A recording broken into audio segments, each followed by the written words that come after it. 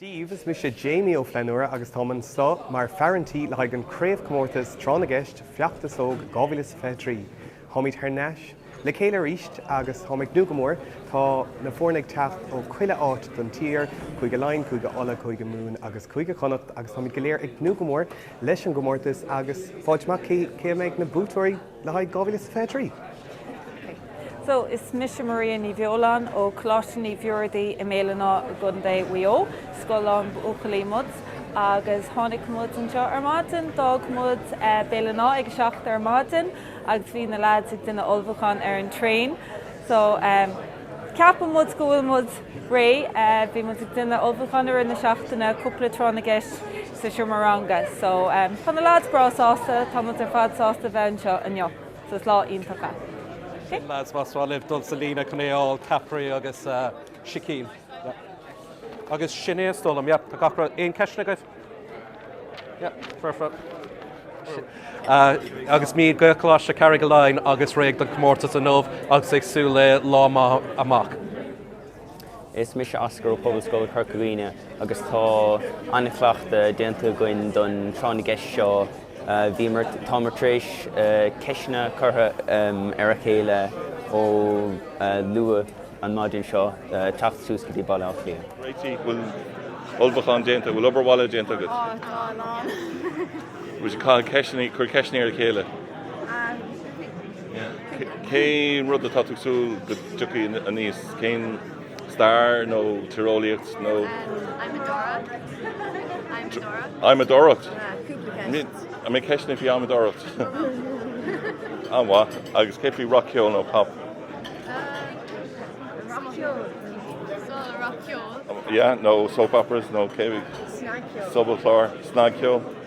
A malata ceol? Bhfuil duine ceol bhain seo, bhfuil tusa ceol bhain? Is mála an ceol. Yeah.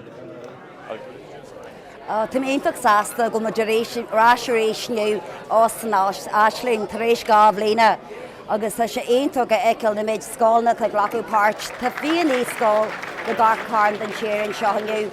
Agus tá sé aontóg an ard caighdean na eiceil agus caiim ar a bhhail an bécas a gáis na múinteoirí is léir go gcuireann siad go leor obairiste. Go Cascasaur Slánte E, Cascasaur, Céirbh E. Kintannen Florida. Keisha Braham, Nataishi, Jacob Marley, Nullig Fado, Nullig Pilaher, Nullig Lita. DABC. Lekil. Pilaher. Son. Tá gcuid Port Lauriger is down in the tree. Agus tá cláiste Owen Beer down in the tree. An son da the hen cláiste Pobl Oscrí. Agus dahead tá cláiste an Afgrí D. Agus tá gcuid cláiste Limni A. Agus tá cláiste le Carriga A. So Anna chuid cóirne an son Cumbra Galore. Agus cúpla ceann ar trocha hocht trocha é atá Anna Cumbra comach. So fós tá dé ceist fáca agus an ceann seo is seab báta sé seol. No, cláiste pobl aríonn Foreign Baile Átha Cliath, Blaiseadh Osmór. Well.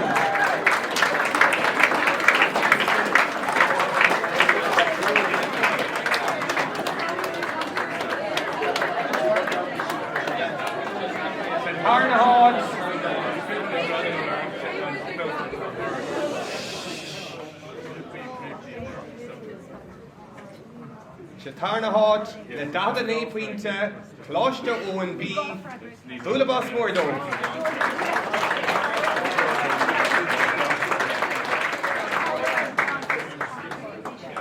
Co-score, the 3 Arnella, 4 Arnella, Cláiste, Bonacri, Group D, Blaiseadh Osmór Dón.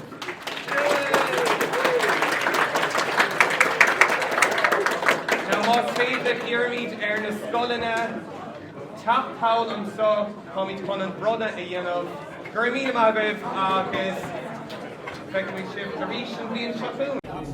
Well, tá intasáin níormid sú leis a Kirby ach tá muid ansásta leis an bucaid. Yeah, bhí muid níos méineach nuair an ann sé agus ban muid ansáilta bheith an seánú. Rush Punjari or in Aranella. Rush to hear the Aranella local. Rush Contossi and Palmer Pubs. Bhí muid contosí ó Baile Átha agus Baile Átha a capan go bhfuil na fearne a le taobh hir doing well like cúpla pointí so sé congra go. Ceap muid gro muid cóscóir don Baile Átha Cliath ach tar éis sin bhí muid bucaid don tamar fad. Yeah.